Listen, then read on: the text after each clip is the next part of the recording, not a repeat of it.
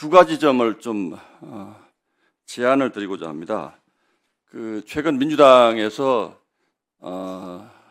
내놓은 두 가지 정책 가운데 카톡을 검열하겠다라는 이른바 민주파출소를 개설을 했고요.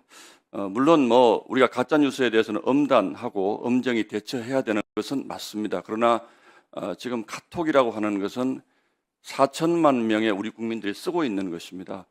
이 가운데 정말로 유통돼서는 안 되는 불법 자료도 있고 그럴 수 있겠지만 그 가운데 지금 네 가지 재판을 받고 있는 피고인 이재명 대표의 관련 문제들까지도 국민들의 카톡을 검열하겠다라는 의도가 있는 것 아니냐라는 의구심을 지금 가지고 있습니다.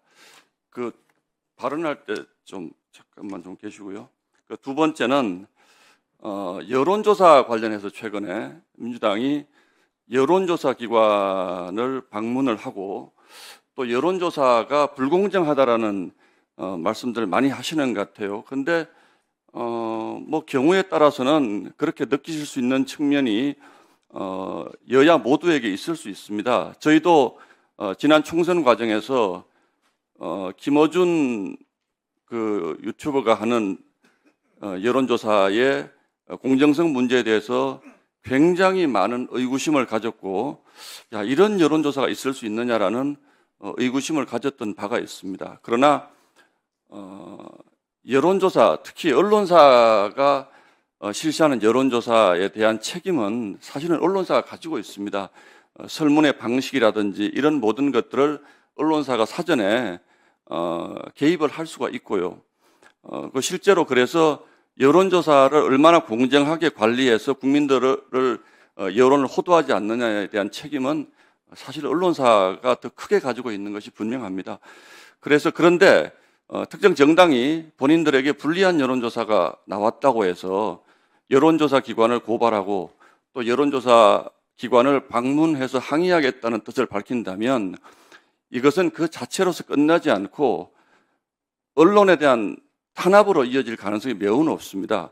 그렇게 했을 경우에 언론사의 자유로운 여론조사를 방해할 수가 있고 또 조금 전에 말씀드린 요즘은 SNS를 통한 뉴스의 유통이라는 것이 이제는 사인 간에 그냥 정보를 교류하는 것에 그치지 않고 SNS를 통한 정보의 교류가 뉴스로 또 연결이 되고 그 뉴스가 포털로 또 올라가면서 상당히 영향력을 가지고 있습니다.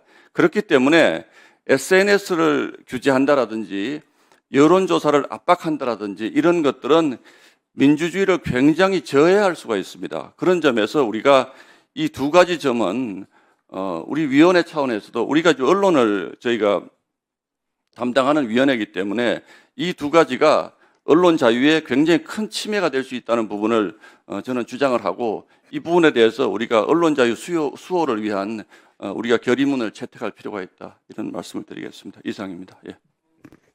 예, 양문수 위원님 의사진행 발언해 주시기 바랍니다. 예, 민주파출소를 이야기하셨기 때문에 민주파출소 소장으로서 이야기를 좀 해야 되겠습니다. 카톡 검열, 도대체 어떻게 하면 카톡 검열을 할 수 있는 거예요? 저는 카톡 검열이라는 말 자체가 전형적인 사기극이고 가짜뉴스고 성립 분립하는 표현이라고 생각합니다. 카톡 검열 누가 해요? 어떻게 해요? 민주당이 그리고 일반 시민들이 카톡을 검열할 수 있는 조사권이 있습니까? 없어요. 불가능해요. 그 다음에 검열이라는 개념은 사전 검열과 사후 검열이라는 게 있는데 사실상 사후 검열은 의미가 없습니다. 사전 검열입니다. 사전 검열을 어떻게 해요? 누가요?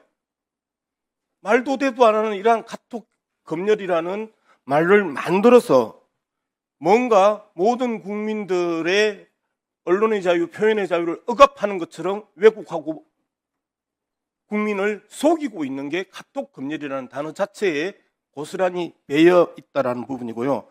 그러면서 자연스럽게 실제하지 않은 카톡 검열을 SNS 규제라고 또 이야기를 합니다. 누가 규제를 했는데 SNS 규제를 한 사람이 없습니다. 자, 그리고 이재명 대표와 관련해서 이야기인데 계속해서 우리가 사례를 들었던 게 그런 거예요.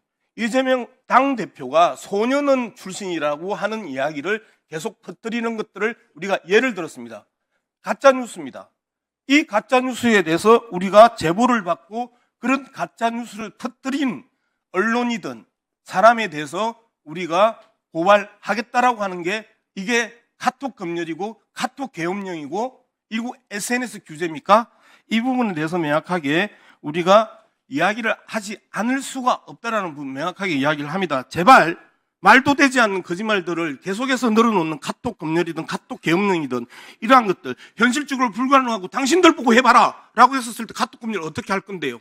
저는 이 부분에 대해서 국민을 속이는 행위고 이게 SNS 규제처럼 또 국민을 또 속이고 거짓말에 거짓말을 중첩합니다. 거짓말은요 사망을 낳습니다. 이상입니다. 예, 민정비 제가 언론 수호 결의문 같은 게 필요하다고 했는데 이제 같은 말씀을 주셔서 잠깐 위원장님 의견을 좀 제출하겠습니다.